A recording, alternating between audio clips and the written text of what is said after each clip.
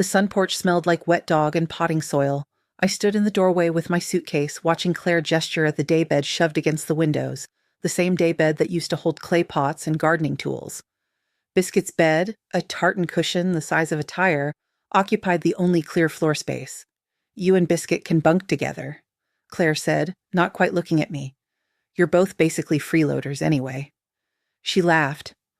Marcus laughed from somewhere in the hallway. Mom made a sound that could have been a cough or a chuckle. Dad said nothing. I set my suitcase down next to the dog bed.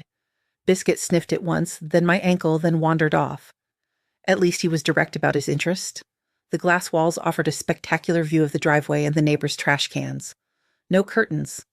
The room had been my bedroom once, 15 years ago, before I left for college and it became storage, then a plant nursery, now apparently a kennel. I unpacked slowly, hyper-aware of my visibility. Anyone walking past could watch me fold underwear. Biscuit returned and collapsed across my feet, sighing like he'd worked a double shift. "Yeah," I muttered. "Same." I'd come back because Mom called 2 months ago, voice tight with worry. The family import business, small, niche, barely profitable, but ours, was failing. They needed my language skills, just temporarily, just until they stabilized. I spoke 7 languages fluently, had spent a decade building a freelance translation career across 3 continents. But family was family, so I sublet my apartment in Portland, packed my life into 2 suitcases, and came home. Dinner was pot roast and careful conversation. Marcus and Claire talked over each other, updating our parents on the upcoming deal with a Korean textile manufacturer. "Big potential," Claire said. "Could double their revenue." Marcus nodded, cutting his meat with the focus of a surgeon. "It's like the work I did on the German contract last year," he said. "Building trust across language barriers, you know? Cultural fluency." I stopped chewing. The German contract. 3 months in Frankfurt, negotiating with a supply chain company that spoke English but preferred conducting serious business auf Deutsch. I'd lived in a hostel, survived on pretzels and spite, and closed a deal that kept the family business solvent for 18 months. Marcus had visited for a weekend and complained about the beer. "That was my negotiation," I said quietly. Everyone looked at me. Marcus smiled, the patient smile you'd give a child correcting an adult. "Well, you helped with some phrases, sure," Claire said. "But Marcus flew out there, built the relationship." I opened my mouth. Dad cleared his throat and asked Mom about dessert. The conversation pivoted smoothly, like a boat changing course around a rock. Under the table, Biscuit rested his chin on my foot. I looked down at him. His eyes were half closed, unreadable. He didn't want anything from me, right then. It was almost companionable. Later, on the sun porch daybed that creaked every time I shifted, I reviewed emails for tomorrow's video call with a potential Japanese partner. The documents were dense: export regulations, quality certifications, cultural expectations around business gift giving. I made notes in the margins, cross-referenced honorific usage, double-checked my understanding of their corporate hierarchy. From the kitchen, I heard Claire and Marcus laughing. The refrigerator opened, closed. Glasses clinked. The laughter continued, easy and warm. No one called my name. No one knocked on the glass.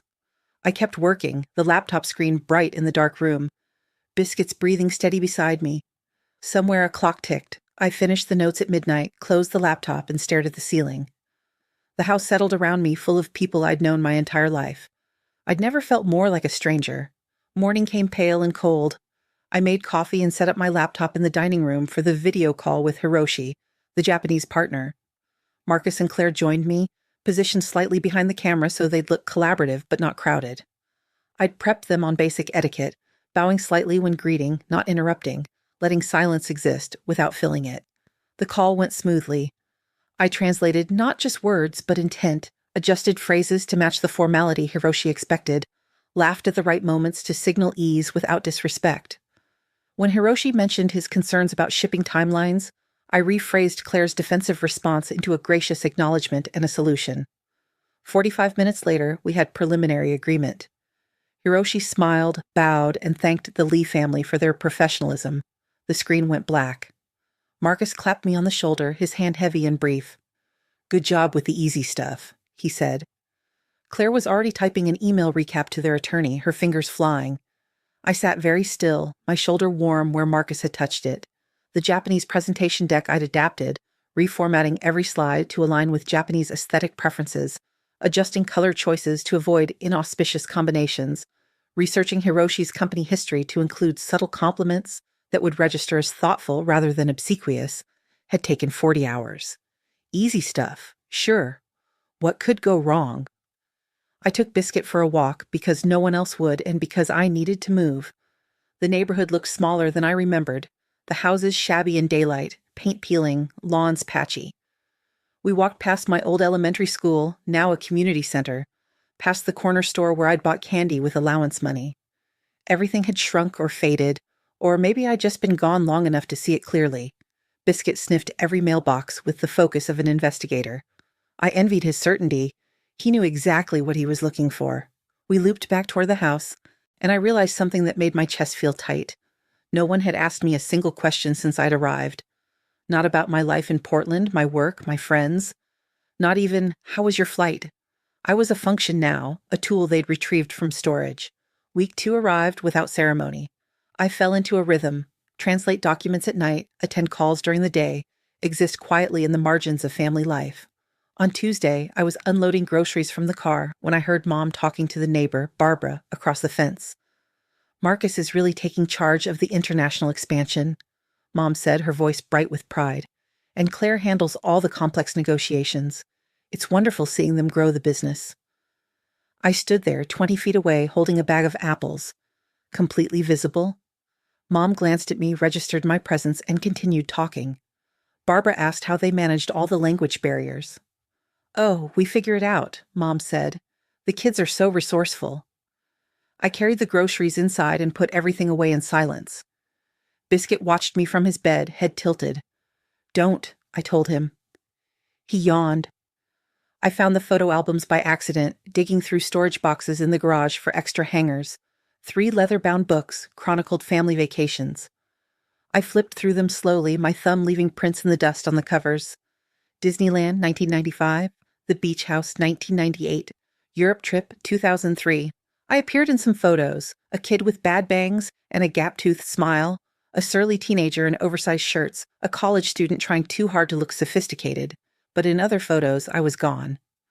Not absent from the event, I remembered these trips, remembered standing in these exact spots, but the photos had been cropped, reprinted with tighter framing. My face, my body scissored out. In the Europe Trip album, there was a picture of the 4 of us at the Eiffel Tower, except it was 3 of them now. The edge of my shoulder was still visible, a ghost limb at the frame's margin. I closed the album carefully and put it back in the box. That afternoon, Claire found me at the dining table reviewing documents. I need you for a last-minute call, she said. French distributor, Philippe. He's pissed about the last shipment. Can you smooth it over? I nodded, pulled up the file, scanned the complaint.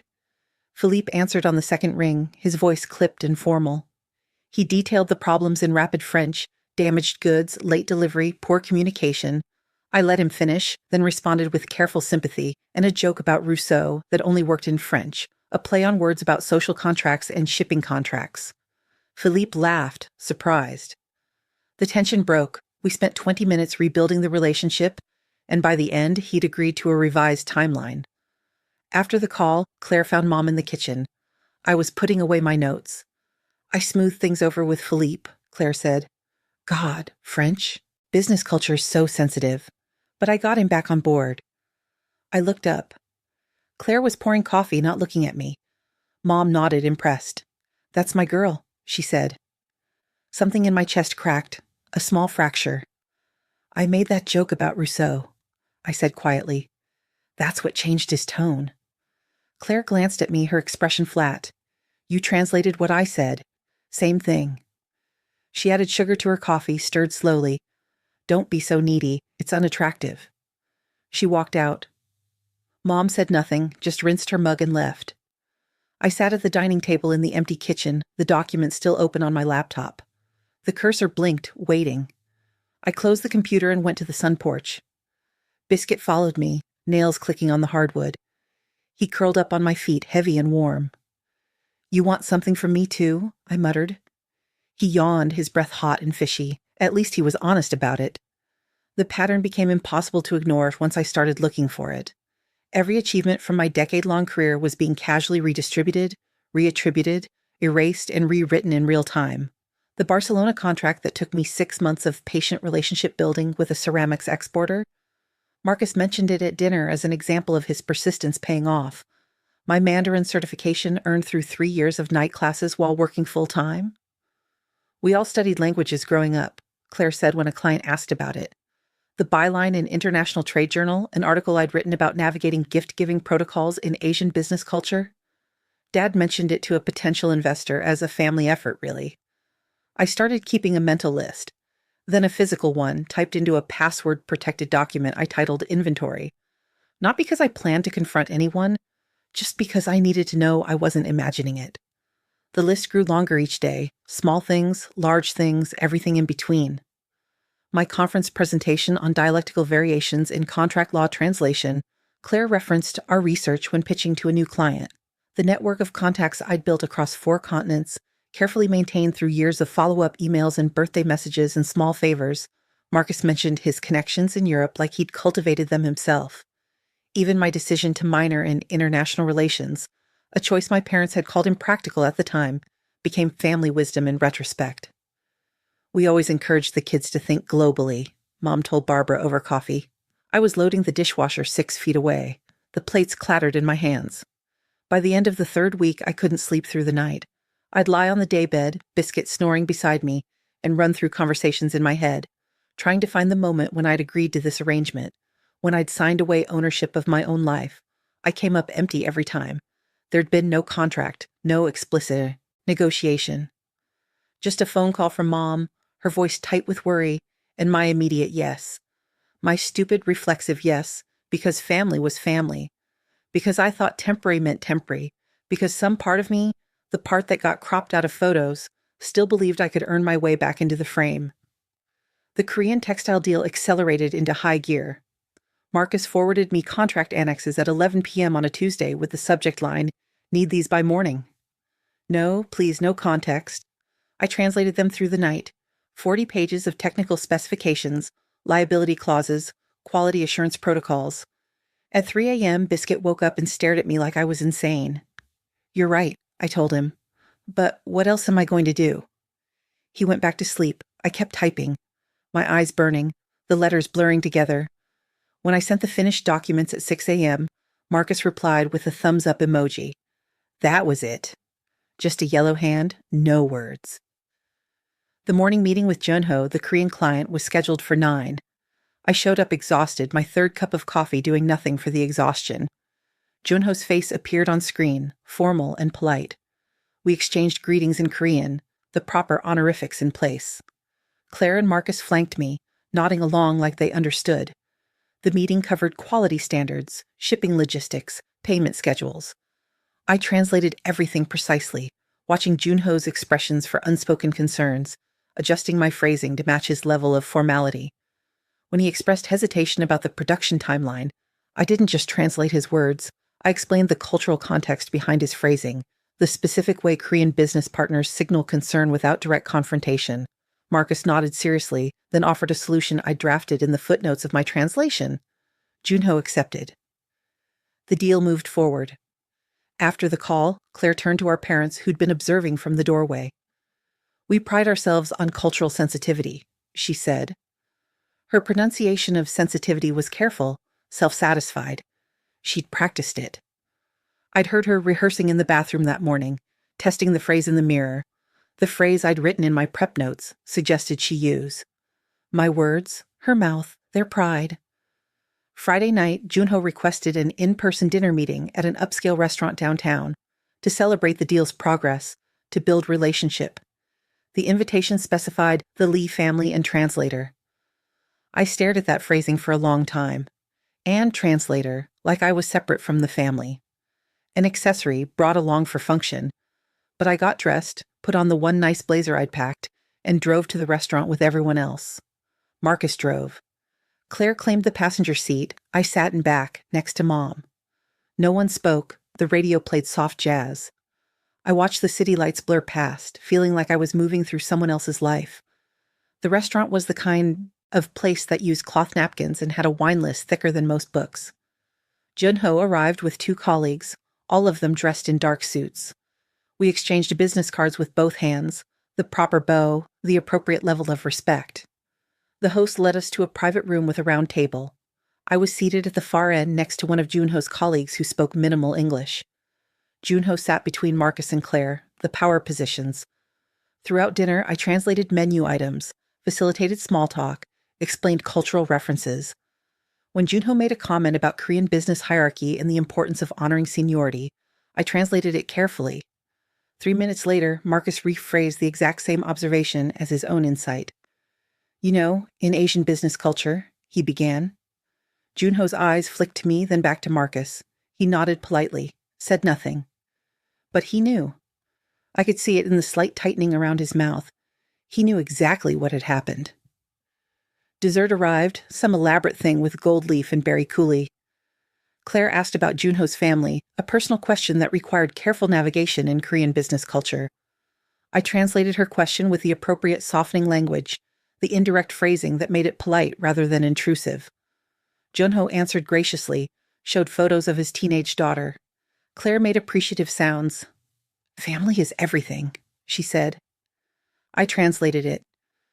The words felt like they were choking me. When we left the restaurant, I caught my reflection in the full-length window by the door. I was there, physically present, objectively real, but somehow invisible. A ghost in a blazer holding the door for people who looked right through me. At home, Biscuit greeted me with his usual enthusiasm, which meant he lifted his head and wagged his tail twice before going back to sleep. I sat on the sun porch floor next to him, still in my blazer, and scratched behind his ears. "You're the only honest one here," I told him. He licked my hand, then yawned. At least when he wanted something from me, a walk, food, attention, he was clear about it. No pretense. No rewriting of history to make himself look better.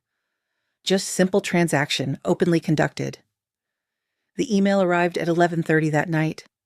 I was reviewing documents for an upcoming Portuguese deal, my laptop propped on my knees, when the notification pinged. The sender was Claire, but the subject line made my stomach drop. The situation, thoughts? I almost didn't open it. Some instinct warned me, but my cursor was already moving, clicking, and then the email thread bloomed across my screen. It wasn't meant for me. Claire had hit reply all on a client email thread, accidentally including me in a conversation that had been going on for months. A conversation about me. The first message was from 6 weeks ago, right after I'd arrived. Marcus to Claire. "So she's actually staying in the sun porch? That's hilarious." Claire's response, "Keep her busy and grateful.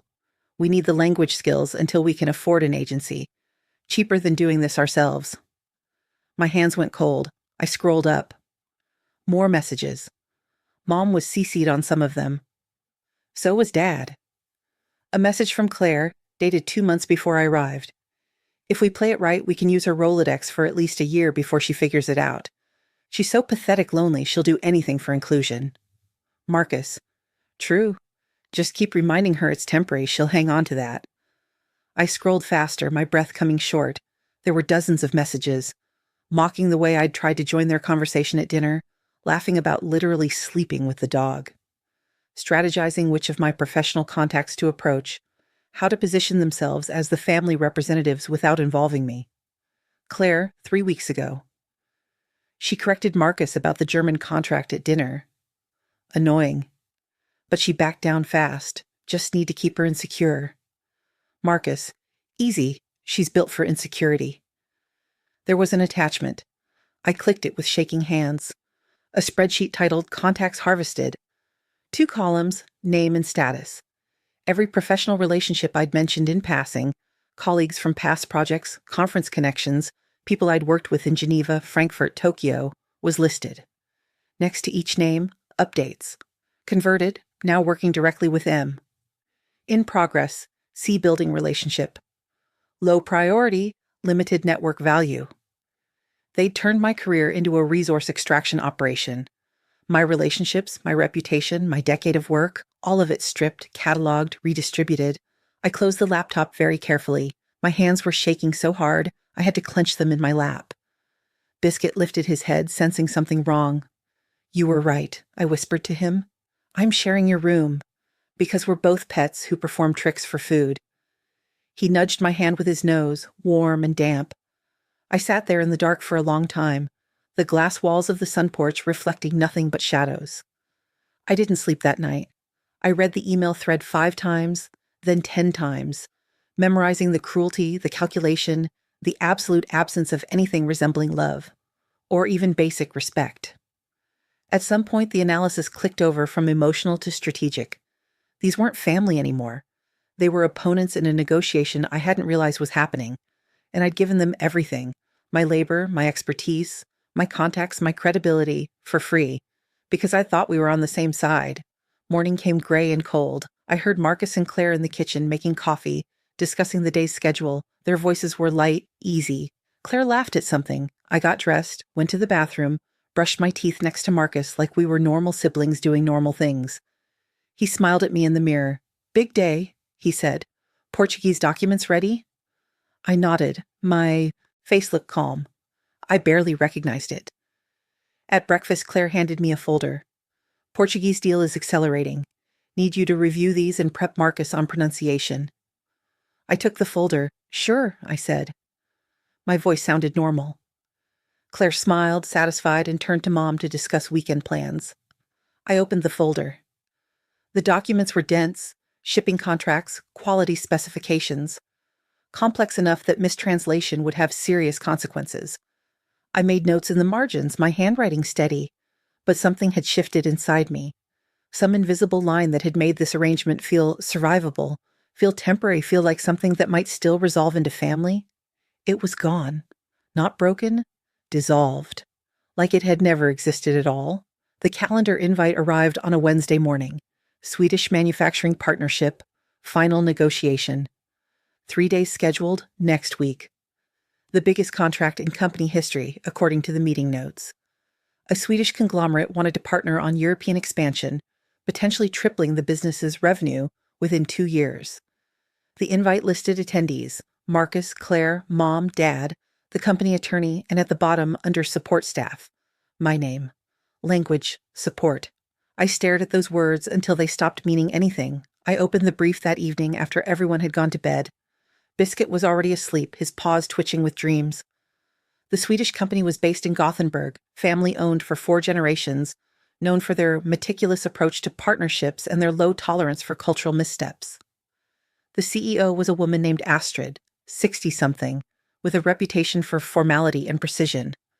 The briefing documents were in Swedish, which I read fluently. My minor thesis in grad school had focused on Scandinavian business communication patterns. I knew exactly how this should be handled. The specific registers of formality, the way Swedish business culture valued consensus over individual assertion, the importance of understatement and the danger of seeming too eager or too casual. I also knew exactly where it could go wrong. Swedish has formal and informal pronouns, any and du, and the choice between them carries enormous weight. Using du with someone who expects any reads as disrespectful, presumptuous, almost aggressive. Swedish business culture also has specific indirect phrasing for disagreement, for negotiation, for anything that might create conflict. You don't say no directly. You say things like, "that presents some challenges," or "we'd need to consider that carefully." Direct American-style assertiveness comes across as arrogant, pushy, the kind of thing that ends deals before they start. I sat with the documents for a long time, Biscuit's warmth against my leg. Then I opened a new file and began preparing. Not to sabotage violently, nothing obvious, nothing traceable, just to translate accurately while missing the spirit, entirely. To give them exactly what they asked for: words. Perfect Swedish words, grammatically flawless, culturally hollow, the kind of translation a mediocre app might produce.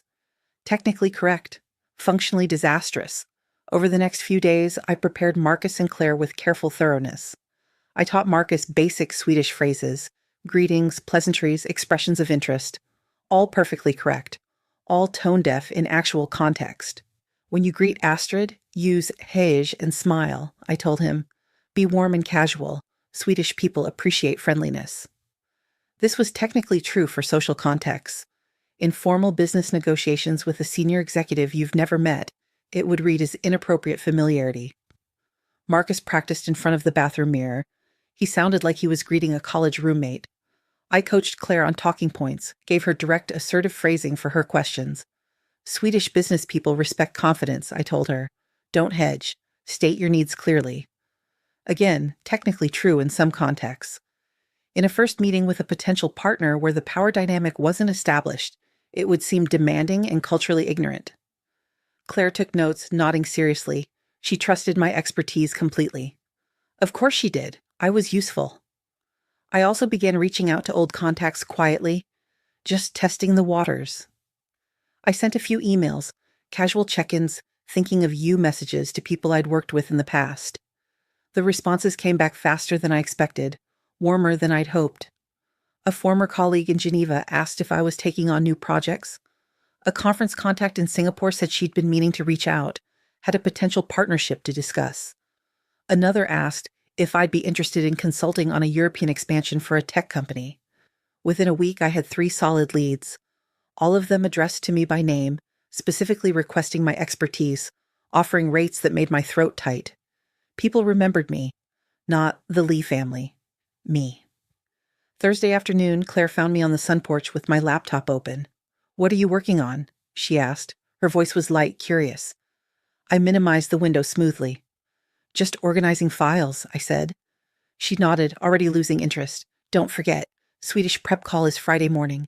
Make sure Marcus knows his phrases." I looked at her directly. I never forget what I'm supposed to do. She missed the edge in my voice completely, just smiled and walked away. Biscuit watched her go, then looked at me. I scratched his ears. "Yeah," I whispered. "I know." The night before the negotiation, I sat in the dark sun porch with just the glow of my laptop. I'd made a decision that felt less like revenge and more like stopping a bleed. Like applying a tourniquet to a limb that was already gone.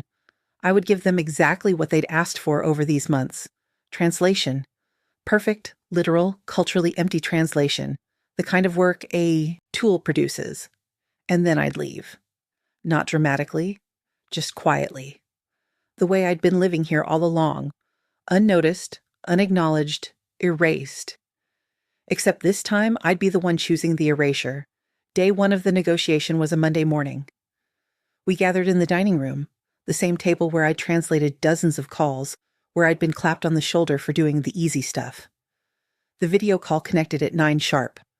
Astrid appeared on screen, flanked by 2 colleagues. She was exactly as I'd imagined, silver hair in a neat bun, dark suit, an expression of polite reserve. "God morgen," she said. "Good morning." Her tone was formal, measured. Marcus smiled broadly. "Hej, Astrid," he said, using the informal greeting and her first name without title. In Swedish culture, especially with someone of Astrid's generation and position, this was like showing up to a funeral in a Hawaiian shirt. Astrid's expression didn't change. Swedes are masters of control, but something flickered in her eyes. I translated Marcus's greeting accurately. Exactly what he'd said, how he'd said it. Astrid responded in Swedish, using the formal "ni" when addressing Marcus. I translated her words precisely, but told Marcus she'd said "you" without specifying the formal register. He didn't know the difference existed. The meeting continued. Claire presented their proposal using the direct, assertive phrasing I'd coached. "We need a 60-40 partnership split," she said. "That's non-negotiable." I translated it word for word into Swedish. In Swedish business culture, opening with non-negotiable demands is startlingly aggressive. You're supposed to explore possibilities, build consensus, allow space for the other party to save face. Astrid's colleague, a younger man named Eric, shifted in his seat. Astrid herself maintained her composure, but her responses became slightly cooler, more clipped. When Astrid expressed concerns about timeline, using the classic Swedish indirect phrasing, "We would need to consider the production schedule carefully," I translated it as, "They're fine with the timeline." Marcus nodded, pleased. "Great," he said. "Then we can move to the next phase." I translated this directly. Astrid's eyebrows lifted microscopically. In Swedish business communication, that was equivalent to shouting. Throughout the call, I continued the pattern. Every culturally indirect phrase from Astrid and her team, I translated literally, stripping away the nuance. Every direct American-style assertion from Marcus and Claire, I translated without softening.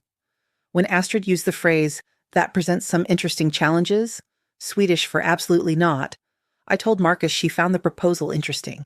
When Claire interrupted Astrid mid-sentence, something that violates Swedish conversational norms deeply, I didn't mention it. Just kept translating words while the cultural chasm widened. The call ended after 90 minutes. Astrid's face was a mask of politeness. "We will review and reconnect tomorrow," she said in English, her accent precise. This was itself a signal. Switching to English in a Swedish business context often indicates withdrawal, a pulling back from intimacy. But I said nothing. Marcus and Claire looked satisfied. "That went well," Claire said after the screen went dark. "They seemed really engaged." I closed my laptop. "They certainly had reactions," I said. This was true. Claire smiled. Day 2 began with an email from Astrid's team, sent at 7 a.m. their time. The subject line: clarification needed, communication protocols. In Swedish business language, this was the equivalent of an alarm bell, a formal request to address what they perceived as disrespect. I translated the email for Marcus and Claire as, "They want to review the timeline details." This was technically something mentioned in the email, buried in the third paragraph. But the actual message, that they were concerned about our approach, that they felt culturally misaligned, I left out entirely. The second video call was tense from the start.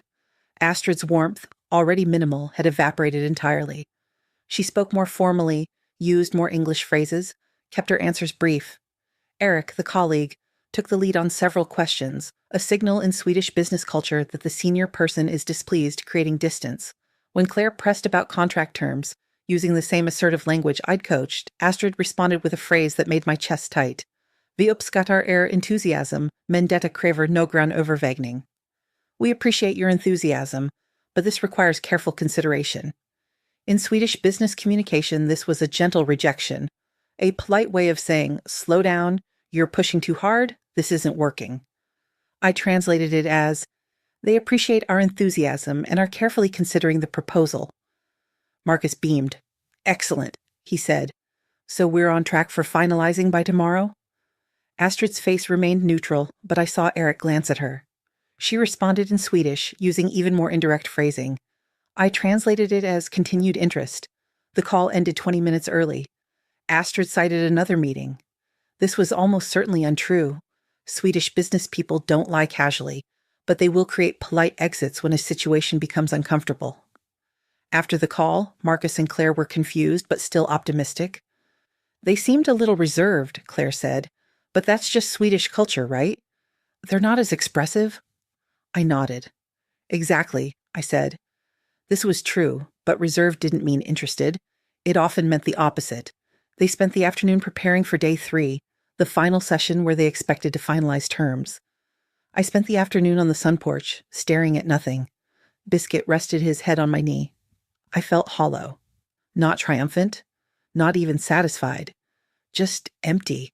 Like I'd carved something out of myself and there was nothing to fill the space. Day 3, final session. Astrid appeared on screen at 9 a.m. sharp. Her expression was professionally pleasant and utterly closed. She spoke for 3 minutes in Swedish, formal, careful Swedish that used every possible softening phrase, every indirect construction. She was delivering a rejection while maintaining maximum politeness and face-saving for everyone involved. I recognized the structure immediately. I'd heard it before, in other negotiations, other contexts. The phrases, a cultural misalignment, different communication expectations, timing concerns. She used cultural misalignment 3 times. In Swedish business culture, this is devastating. Culture is paramount, and declaring misalignment is essentially ending the relationship. I translated her words accurately, every single one. "They're concerned about cultural misalignment," I said. "They feel there are different communication expectations. They're worried about timing." Marcus frowned. "But we can work through that, right?" "What specifically?" Astrid continued in Swedish, polite but firm. She thanked us for our time, expressed hope that perhaps future opportunities might arise, wished us well. Classic Swedish rejection language. I translated it all, word for word. When the call ended, silence filled the dining room. Marcus stared at the blank screen. Claire's mouth was open. Mom stood in the doorway, her hand on the frame. Dad sat very still. "What happened?" Claire finally said, "What went wrong?" She turned to me. You were in all the calls. Why didn't you tell us they weren't interested?" I met her eyes. My voice was calm, steady, completely empty. "I translated exactly what they said," I told her. "Every word." Marcus stood up fast enough that his chair scraped. "But you understand this stuff. In cultural context, you're supposed to—" He gestured vaguely. "Why didn't you explain?" I closed my laptop with a soft click. "You wanted a translator," I said. "That's what I did. I translated." Claire's face was reddening. "That's not the same as helping—" she started. I stood up. "No," I said quietly, "it's not." The silence that followed was thick, choking. Everyone stared at me. I saw confusion in their faces, anger building in Marcus's jaw, in Claire's clenched hands, but not understanding. They still didn't see me as a person they'd wronged, used, systematically erased for months. They saw a tool that had malfunctioned, an appliance that broke down at the worst possible moment. And in that silence, standing in the dining room where I'd given them everything and been thanked with nothing, I realized something that made breathing easier. There was nothing to salvage here. No relationship to repair, no family bond to restore. There never had been. I'd been performing in a play where everyone else had a different script, and I was done performing. I went to the sun porch and started packing. My hands moved automatically, folding clothes, wrapping the laptop charger, checking under the daybed for stray socks. Biscuit watched from his cushion, head tilted like he was trying to figure out what was different. Everything was different. The air felt lighter somehow, or maybe I did. I'd stopped carrying something I hadn't realized was crushing me, the hope that they'd see me, that if I just did enough, translated enough, erased myself enough, they'd finally look at me and recognize a human being instead of a function. The suitcase zipped shut with a sound like finality. I heard voices in the living room, urgent, overlapping. The emergency family meeting about the Swedish disaster, about how a deal worth millions had collapsed because of communication problems. I almost laughed. Communication hadn't been the problem. Understanding had been the problem. They'd never understood what they were asking of me, what they were taking. And I'd never understood that no amount of giving would be enough to make them see me as anything other than a resource to extract. I carried my suitcase to the front door, left it there, returned for my laptop bag and the small box of books I'd brought. 3 trips, and my entire presence in this house was consolidated into a pile by the door. Months of living compressed into luggage. Biscuit followed me on the final trip, his nails clicking on the hardwood. I knelt down and scratched behind his ears the way he liked. "You're a good boy," I told him. "Better than all of them." He licked my hand, then wandered toward the kitchen where someone was probably making lunch. Even the dog had better things to do than watch me leave. Claire appeared in the hallway as I was putting on my jacket. Her face was blotchy, eyes red-rimmed. For a moment I thought she'd been crying, but no, she was furious. "Where are you going?" Her voice was sharp, accusatory. I picked up my laptop bag. "Away." She stepped closer, blocking my path to the door. "We need to debrief the negotiation, figure out what went wrong. You were there for all of it. You have to help us understand what happened?" I looked at her.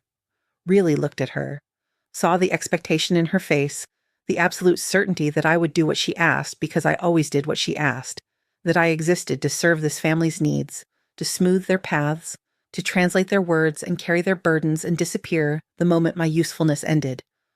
"I'm sure you'll figure it out," I said. My voice sounded strange to my own ears, calm, almost pleasant. "You've been figuring things out without me for months. This shouldn't be any different." Her eyes narrowed. "Don't be dramatic." The same words she'd used before, the same dismissal. I adjusted my bag on my shoulder. "I'm not being dramatic," I said. "I'm being accurate, for once." I moved toward the door. She didn't step aside, just stood there like a wall. "You can't just leave. You made a commitment. Family helps family." Something hot flared in my chest. Not quite anger. Something cleaner, sharper. "You're right," I said. "Family does help family, but I haven't been family here. I've been free labor. There's a difference." I pulled my phone from my pocket, opened the forwarded email thread, held it where she could see the screen. Her face went pale. "That wasn't," she started. "You weren't supposed to see that." "No," I agreed. "I wasn't. But I did." I pocketed the phone. "And now I'm leaving. You need language services, hire an agency. You need professional contacts, build your own. You need someone to translate at midnight and thank you with emoji. Try Fiverr. I stepped around her. She grabbed my arm. You're being childish. So we vented in private. Everyone complains about work. You're taking this way too personally. I looked down at her hand on my arm, then at her face. You turned my career into a resource extraction spreadsheet? I said quietly. You cropped me out of family photos. You made me sleep in a sun porch and called me a freeloader while using my expertise to build deals worth millions. And you think I'm taking it too personally? I pulled my arm free. That's the problem, Claire. You don't think I'm a person? You think I'm a tool? And I'm done pretending those are the same thing. Marcus appeared in the hallway, Dad behind him. What's going on? Marcus looked between us, saw my suitcase. You're leaving? Now? In the middle of this crisis? I almost laughed again. The crisis is yours, not mine. Dad cleared his throat. Let's all calm down and talk about this reasonably. His voice had that careful moderation he used when mediating business disputes. Like I was a difficult client instead of his daughter. There's nothing to talk about, I said. I picked up my suitcase. I'm going to stay with a friend. I'll send you a forwarding address for mail. Mom appeared from the kitchen, wiping her hands on a dish towel. Sweetheart, don't be hasty. We're all upset about the Swedish deal, but... I'm not upset about the Swedish deal, I interrupted. I'm done with this family. There's a difference. The words hung in the air like smoke. Mom's face crumpled slightly. Dad's expression hardened. Claire crossed her arms. Marcus just stared. I waited for someone to argue, to apologize, to show any sign that they understood what they'd done. The silence stretched. Finally, Dad spoke. If you leave now, in the middle of this situation, don't expect to come back when it's convenient for you. I felt something crack open in my chest. Not pain exactly, more like release. The last thread of obligation, of hope, of the fantasy that this could be repaired, snapping cleanly. I don't, I said. I really don't. I opened the front door. The afternoon air was cold and bright. Wait, Mom said. Her voice was smaller now. Can we at least talk about this? Where did this come from? I turned back. They were all standing there in the hallway. 4 people I'd known my entire life. 4 people I'd traveled across the country to help. 4 people who'd systematically erased me while benefiting from my existence. It came from you, I said simply. All of you, for months, every day. I walked out and closed the door behind me. The drive to Sarah's apartment took 40 minutes. Sarah was a college friend who'd moved to the city for work, someone I'd kept in touch with through the years when my family couldn't remember to ask how I was. She'd offered her spare room when I called that morning. No questions asked, just, come whenever you're ready. I'd cried on the phone, not from sadness exactly, from relief. That someone somewhere was willing to offer space without conditions or spreadsheets or casual cruelty disguised as family love. Sarah met me at the door with coffee and a hug that lasted long enough for my shoulders to relax. Her spare room was small but clean, with a window that looked out at a tree and a bed that was entirely, undeniably mine. No dog bed, no glass walls, no visibility from the driveway. I unpacked slowly, putting clothes in the dresser, books on the shelf, laptop on the small desk. Sarah knocked and entered with cookies on a plate. You want to talk about it? She asked. Not yet, I said. She nodded and left the cookies.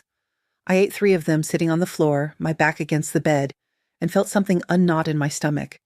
Then I opened my laptop and started drafting emails. Not angry emails, not explanatory emails, just professional ones. To the contacts who'd reached out, to the conference organizer who'd invited me to speak last year, to the journal editor who'd asked if I'd write another piece. Subject lines like availability update and consulting inquiry, and following up on your email. Within an hour, I'd sent 12 messages.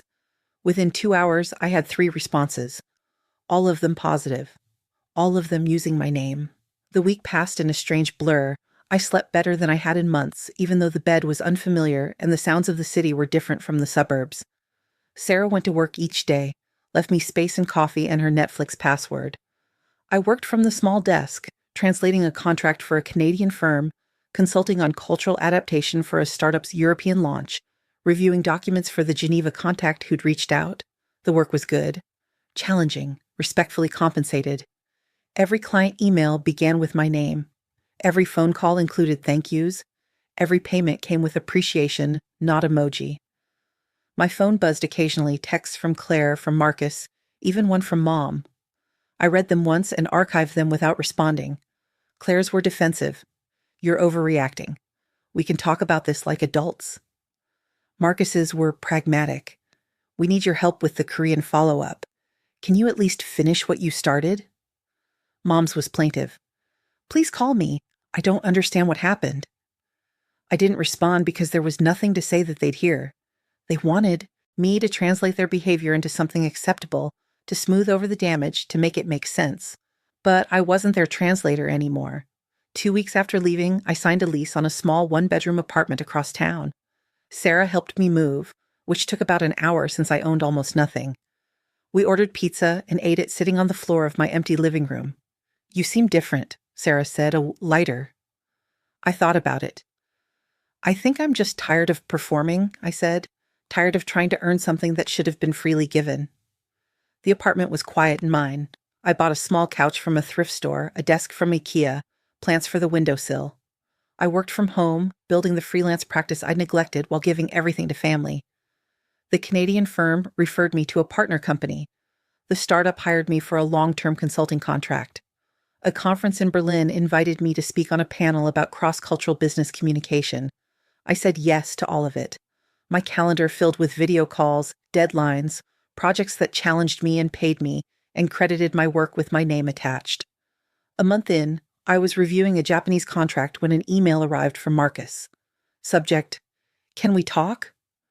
I stared at it for a moment, cursor hovering over delete. Then I opened it. The message was 3 paragraphs long, full of justifications and minimizations and requests.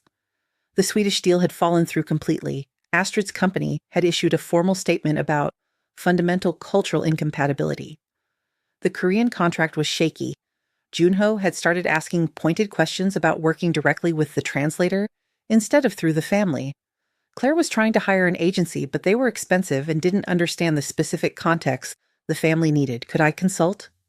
Just temporarily? They'd pay this time. Market rate, please.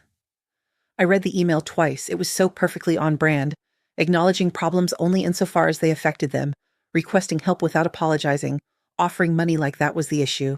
I closed the email and opened a new document, not to respond, to write. I drafted an article about professional boundary setting in family businesses, about the hidden costs of undervaluing expertise, about how businesses fail when they confuse access to skill with ownership of it. I sent it to the journal editor who'd published my first piece. She accepted it within 2 days. 2 months after leaving, I got a dog. Not a rescue project, not a companion for someone else's pet. My dog. I named her Empress because I could, because it was ridiculous and grandiose and made me laugh. She was small and scruffy and had opinions about everything. We walked through the neighborhood each evening, her pulling at the leash whenever she saw something interesting. Another dog, a dropped sandwich, a leaf blowing past. She slept in my bedroom, on a plush bed I'd bought, specifically for her. Sometimes she'd jump up on my bed in the middle of the night, curl against my legs. I never made her leave. She had her own room, but she chose to be with me anyway. The difference mattered. Work continued to grow. I hired an accountant to help with invoicing, joined a professional organization for translators, attended virtual networking events. People in the industry knew my name. Not my family's name. Mine. A woman from a translation agency in London reached out about partnership opportunities. A university asked if I'd guest lecture on business linguistics. I was building something, not from family connections or inherited reputation, but from my own expertise, my own relationships, my own work. It was slower than leveraging someone else's network. It was also entirely mine. 3 months after leaving, I received a wedding invitation. My cousin Rachel's daughter, Emma, was getting married. I'd been close with Emma when she was younger, before I'd moved away for work. The invitation was addressed only to me.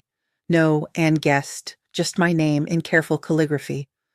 I held it for a long time, debating. Emma hadn't been part of the family dysfunction. She was 24, had her own life, probably didn't know the details of what had happened. I could go for her, avoid my immediate family, leave early if it got uncomfortable. I RSVP'd yes.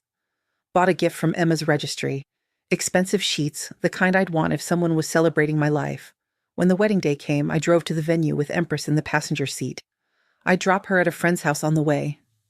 She couldn't come to the wedding, but having her with me for part of the drive made it easier. She stuck her head out the window, ears flapping, tongue lolling. "You're an excellent co-pilot," I told her. She ignored me, too busy investigating the wind. The wedding was at a garden venue, all string lights and flowers and that particular kind of hopeful joy that weddings carry.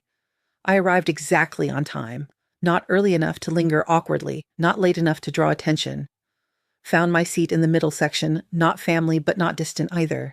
The ceremony was lovely. Emma looked radiant. Her partner looked nervous and happy.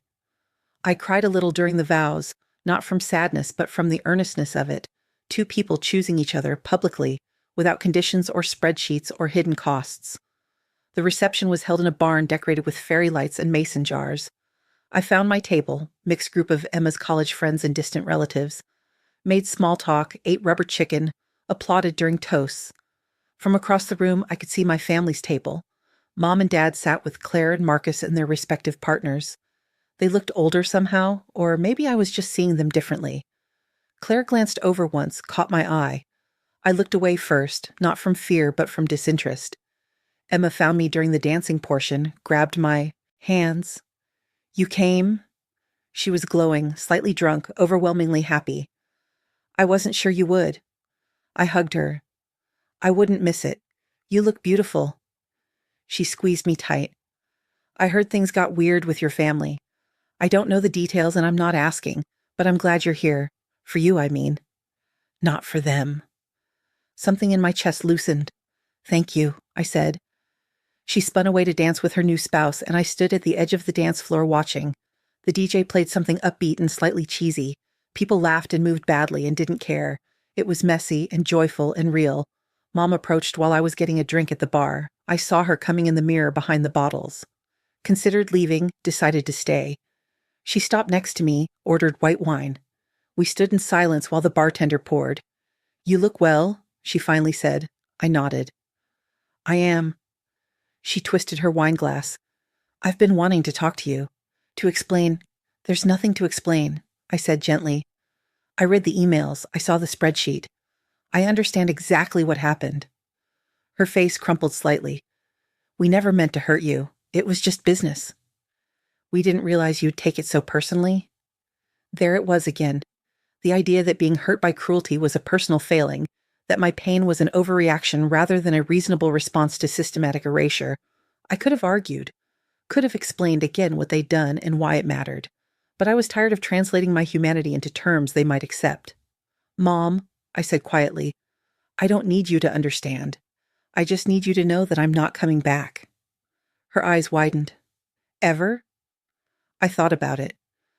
I don't know about ever, but not now, not soon. Not until something fundamental changes, and I don't think it will. She opened her mouth to protest. I kept talking. "I'm building a good life. I have work I love, a home that's mine, people who see me as a whole person, not a tool, and I'm not giving that up to go back to being invisible." Dad appeared at Mom's elbow, saw me, nodded curtly. "We should return to our table," he said to Mom. She looked between us, helpless and confused. "I don't want to leave it like this," she said to me. "We're family." I met her eyes. Being family isn't enough if you don't treat each other like people. Dad's jaw tightened. He put a hand on Mom's shoulder, guided her away. I watched them go, felt nothing but a distant sadness for what could have been and wasn't. I left the wedding an hour later, hugged Emma goodbye, wished her well, promised to send photos if I saw any good ones online. Drove back to my apartment through dark streets, picked up Empress from my friend's house. She was ecstatic to see me, jumped and wiggled and made ridiculous happy sounds. We walked home together, her trotting beside me like she owned the sidewalk. At home, I changed into comfortable clothes and sat on my couch with my laptop. Empress jumped up, next to me, circled 3 times, and collapsed against my leg. I had emails to answer, a contract to review, an invoice to send. Normal work, valued work, work that was mine. I opened the laptop and got started. Empress warm against my thigh, the apartment quiet except for her breathing and the clicking of keys. 4 months after leaving my family, I was invited to speak at an international trade conference in Amsterdam. The invitation came from a woman I'd met years ago at a similar conference, someone whose card I'd kept, whose occasional emails I'd answered. She remembered my work. She specifically requested me. The speaking fee was generous. The topic was cross-cultural communication failures in business partnerships. I could practically write it in my sleep after the Swedish disaster. I accepted immediately, booked my flight, arranged for Empress to stay with Sarah, bought new clothes for the presentation. The week before leaving, I practiced my talk in front of my bathroom mirror. Talked about how businesses fail, not from lack of skill, but from lack of understanding. How translation is about more than words. How the space between languages is where meaning lives or dies. I didn't mention my family specifically, but every example came from watching them systematically destroy opportunities through arrogance and willful ignorance. The conference was electric. 3 days of workshops, panels, networking dinners. I met translators from 12 countries, consultants who specialized in everything from medical terminology to legal contracts. My presentation was on day 2, mid-morning, in a room that held 200 people. I walked on stage terrified and exhilarated, looked out at faces that were actually looking back at me, present and attentive and interested in what I had to say. I spoke for 30 minutes, didn't read from notes, just talked the way I would to a colleague over coffee. About the subtle ways meaning shifts across cultures. About how precision without understanding is just expensive failure. About how the best translation is invisible. It carries meaning across the gap so smoothly that people forget the gap exists. The audience laughed in the right places, nodded seriously in others. When I finished, they applauded. Not politely. Actually applauded. During the Q&A, a woman asked how I'd learned to catch cultural nuances that others missed. I thought about it. I pay attention to what people don't say, I told her, to the space around words, to what gets lost when you only listen to the surface. She nodded, wrote something down. Another question came about dealing with clients who don't value cultural expertise. I smiled.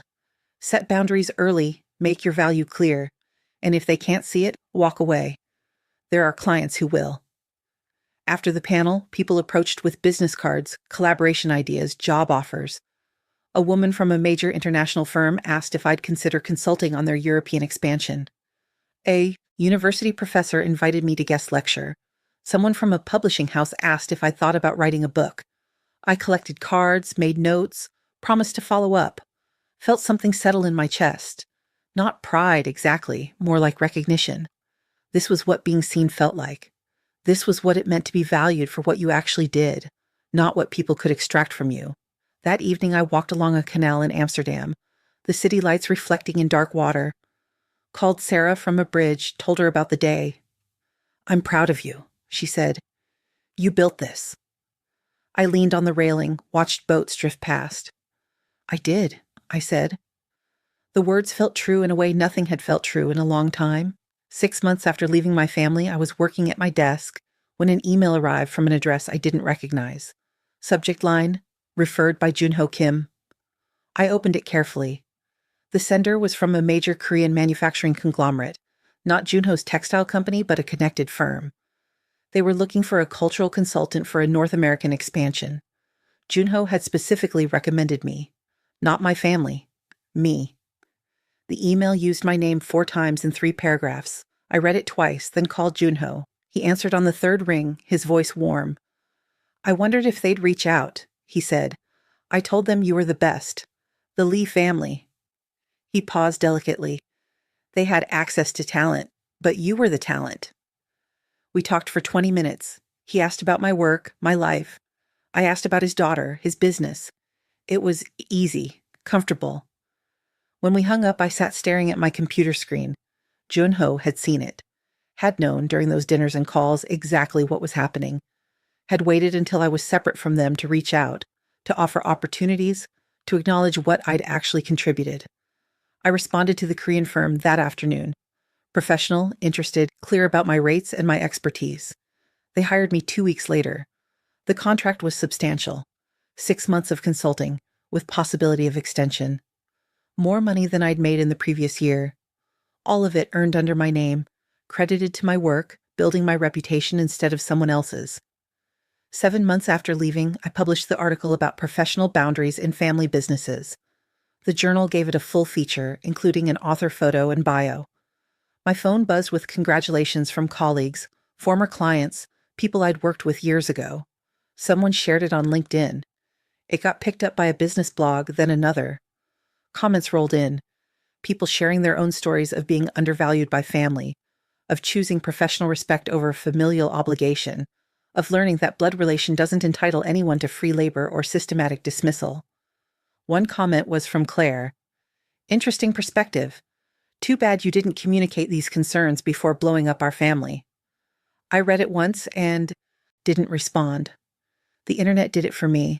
3 replies defending my position, pointing out that the burden of communication shouldn't fall on the person being harmed. I closed the tab and went back to work. 8 months after leaving, I moved to a bigger apartment.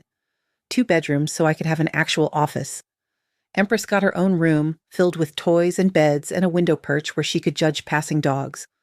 I hung art on the walls, pieces I'd collected from my travels, prints from cities I'd worked in, a photograph of the Amsterdam Canal at sunset. The space looked like me, felt like me. No glass walls, no visibility from the driveway, no conditional shelter. I was hanging the last picture when my phone rang. Unknown number. I almost didn't answer, but something made me pick up. Hello? Silence then. It's Dad. I sat down on the couch. Empress jumped up next to me, sensing tension. Hi, I said. More silence. Then, your mother showed me your article. I waited. It was well written, he said carefully. Thank you. He cleared his throat. I don't agree with all of it, but I understand why you felt you needed to write it. Okay, I said. This was the closest to acknowledgement I'd ever get from him. Not an apology, not recognition of wrongdoing, just understanding that I'd felt something, even if he didn't think that feeling was valid. I want you to know the business is struggling, he said. Without your contacts, your expertise, it's been difficult. I closed my eyes. I'm sorry to hear that. I meant it, sort of. I didn't want them to suffer. I just didn't want to save them anymore. Marcus asked me to call, Dad continued, to see if you'd consider coming back, just as a consultant, paid professional arrangement. I thought about the calendar invite that had labeled me language support, about the spreadsheet titled Contacts Harvested, about months of sleeping in a sun porch with a dog while my achievements were redistributed like party favors. No, I said quietly, I don't think that would work. Not even for family? His voice had an edge now. I looked around my apartment, at Empress sleeping on my couch, at the art on my walls, at the office where I did work that was valued and respected and entirely mine. Especially not for family, I said. That's exactly why it wouldn't work. He made a sound that might have been frustration or resignation. Your mother will be disappointed. I know, I said, but I'm not responsible for managing her disappointment. Not anymore. We ended the call shortly after. I sat with Empress for a long time, scratching behind her ears, feeling the weight of the conversation settle and then lift. I'd said no, had chosen myself over their needs, my peace over their expectations. And the apartment didn't collapse. Empress didn't disappear. The walls stayed solid. The world kept turning. A year after leaving, I was invited to keynote at a major international business conference. Thus, invitation came with a substantial fee and prominent billing. I'd be speaking about cultural intelligence and global partnerships, sharing case studies and research and practical strategies. My name would be on the program in large letters, not the Lee family translator, not language support, just me, my name, my expertise. I prepared for weeks, wrote and rewrote the keynote, practiced in front of Sarah, in front of Empress, in front of my bathroom mirror.